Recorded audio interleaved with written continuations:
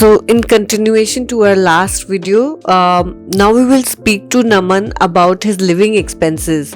So, lot of students must be worried about how they will manage their living expenses if they are studying in a country like Japan. So, Naman here is on a scholarship, but even though he's on a scholarship, I'm sure he faces challenges. So, let's hear it from him how he manages his expenses and what are his income sources. So yes, I've actually got the scholarship from APU, which is the tuition reduction thing, and a part of that, what the actual living expenses we do in APU, like in living expenses in Beppu, that initially includes your living expense, which is the AP house living expense, or if you live in Beppu city, that living expense. A part of that, it includes your food, your expenditure on different things as you move in. So it's actually manageable because most of the students do part-time job for that thing, and I also do part-time job. Rather, some people are shy and their Japanese skills might be worried that my Japanese skills are not that good, how I will do the part-time job or something like that. In that case, we have part-time jobs available on the campus, as in helping the teacher as a TA, which is the teaching assistant. These kind of jobs are available, and rather, if your Japanese skills are really good, you can get really good the baito, which is the part-time job in Japan or anywhere.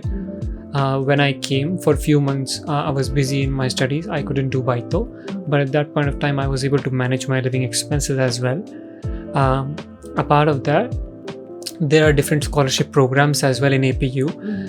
Sometimes because of some reasons, the government also provides scholarship. I have got a scholarship of recently like 2 lakh yen, 200,000 yen recently from the scholarship? It was JASO.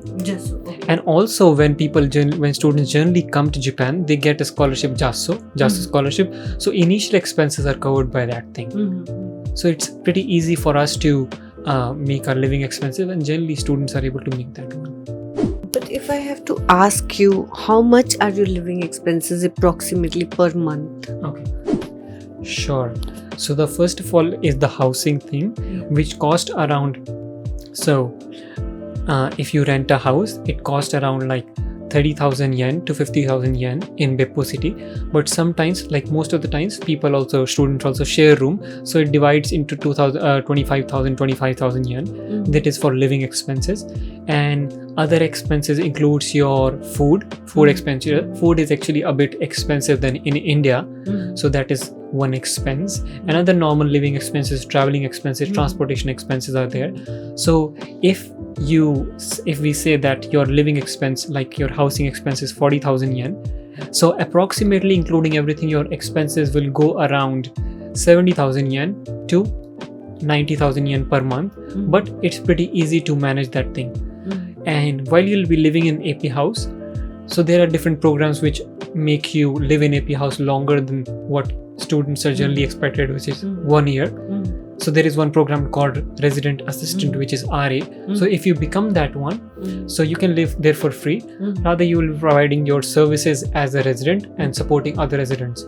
So your 50,000 yen, which is the rent of AP house, you do not have to pay that. Oh, then your living expenses actually become 20,000. Yes, yen. 20,000 yen. So 20,000 yen, which means approximately 8,000 to 10,000 rupees. Yes. Yeah. So, gathering from what you said, so there are few ways that students can manage their expenses. For example, you do it through part-time jobs. You also got private scholarships like JASO, 200,000 yen, which is 1 lakh rupee when you initially came. Yeah, I got the scholarship of around 3 lakh yen in the beginning, and then I got a scholarship, another which was recently, of 2 lakh yen from the government. Oh, that's brilliant. So, together, both these scholarships, in 3 years you have received this amount, right? In 2 years. In 2 years. Oh, in 2 years you have received this amount.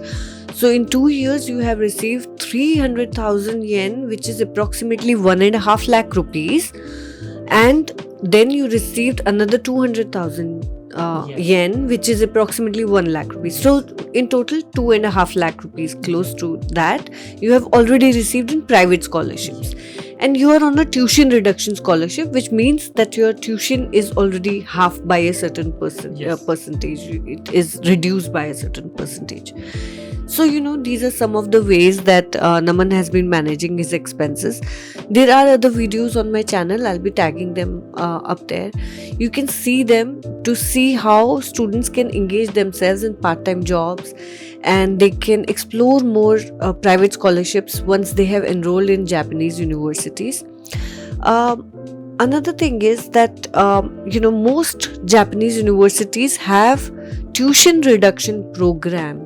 So the universities provide tuition reduction even before you come to Japan. This scholarship will be given out to you, and for living expenses, once you are enrolled in the program, you can get various scholarships.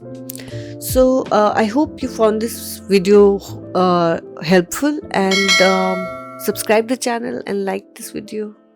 Thank you.